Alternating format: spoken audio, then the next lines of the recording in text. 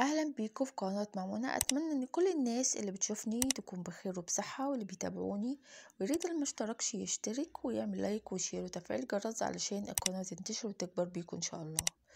ندخل في الموضوع. ان مصر هتغزو الفضاء. يعني ايه الكلام ده؟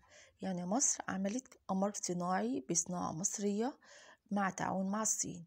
تم اطلاق فعلا القمر الصناعي ده، اسمه مصر سات 2، من قاعدة اطلاق تيو تشان بمدينة تيا اكوان في الصين. الإطلاق كان الساعة 12 ظهرا في يوم 4 ديسمبر اللي فات سنة 2023 بتوقيت الصين، وده في إطار اتفاقية تعاون فني اقتصادي بين البلدين. شارك الفريق المصري أو المهندسين المصريين في تنفيذ معظم مكونات القمر بالكامل، وبالتالي بيكون أول منتج مصري يطلق في الفضاء. تم تجميع وتكامل واختبار النماذج المختلفة للقمر الصناعي بمركز التجميع والتكامل والاختبار بوكالة الفضاء المصرية، والمركز ده يعد الأكبر من نوعه في أفريقيا والشرق الأوسط. تم تأسيسه في إطار الشراكة الاستراتيجية بين مصر والصين. يخدم القمر الصناعي مصر سات 2 أهداف التنمية المستدامة للدولة المصرية من خلال استخدام التكنولوجيا الفضاء في تطوير مجالات حيوية.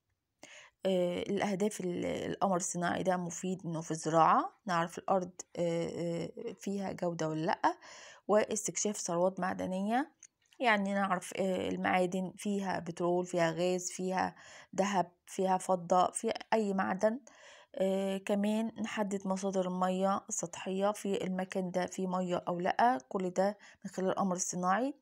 كمان بنعرف تأثير تغير المناخ في البيئة من خلال القمر الصناعي ده، وكل ده بيدعم الاقتصاد المصري. إطلاق القمر الصناعي مصر سات 2 ده هو أحد العلامات البارزة في سيرة التعاون المصري الصيني الناجح في شتى المجالات، وخاصة تكنولوجيا الفضاء. ودي خطوة هامة في إطار الرؤية المصرية لتوطين الصناعات المتطورة.